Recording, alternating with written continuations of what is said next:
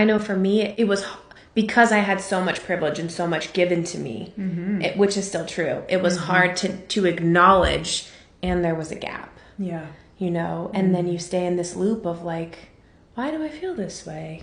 What what happened? Can you talk about that experience? I feel like a lot of people go through that. Yeah. We are built emotionally from the inside out. And a lot of times we were put together from the outside in, and that we've like got all these external things supporting us. And yet, if we aren't also building from the inside out, those external forces are going to be too great. They're going to collapse us inside, which is where I was.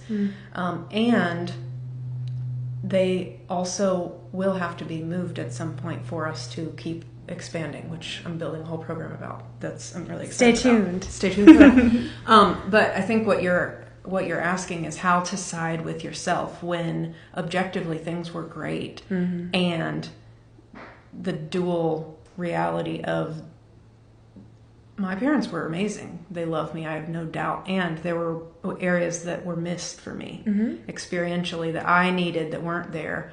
And I don't hold that with blame. And I think that's the nuance, is the more that I have been able to have compassion for the miss, the less accountable I make them to be perfect. Not that I don't hold them accountable if it was intentional, but I don't hold them accountable to the perfection standard of like you being the perfect parent. I don't blame them, rather. Right. They're human.